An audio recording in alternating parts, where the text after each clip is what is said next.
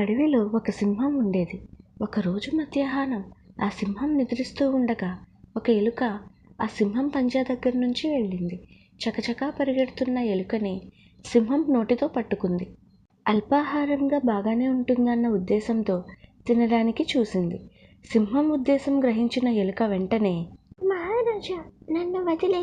నా చిన్న శరీరంతో నీకు ఎలాగూ ఆకలి తీరదు. నన్ను వదిలేస్తే ఏ రోజైనా నీకు పనికి వస్తాను అని ప్రాధేయపడుతుంది ఎలుక. అప్పుడు సింహం, నువ్వు నాకు ఏమి పనికొస్తావులే, కానీ క్షేమంగా వెళ్ళు. సింహం నవ్వుతూ ఎలుకను వదిలేసింది.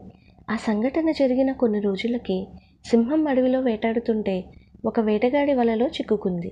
సింహం ఎంత బాధతో మెలికలు తిరిగినా వల నుంచి బయటపడలేకపోయింది.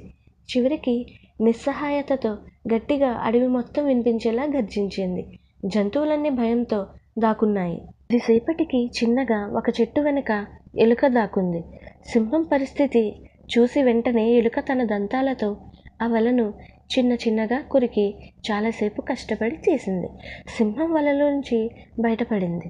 ఎలుక వైపు కృతజ్ఞతతో తిరిగి ధన్యవాదాలు తెలుపుకునే సమయానికి ఎలుక పారిపోయింది.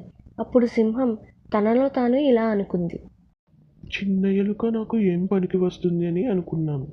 ఈరోజు నా ప్రాణాలు కాపాడింది. ఇక నుంచి ఏ జంతువును తక్కువగా అంచనా వేయను అని అనుకుంది సింహం. మీకు మా వీడియోస్ నచ్చినట్లయితే లైక్ చేయండి, షేర్ చేయండి, సబ్స్క్రైబ్ చేయండి, గంట సింబల్ను నొక్కండి. Thanks for watching.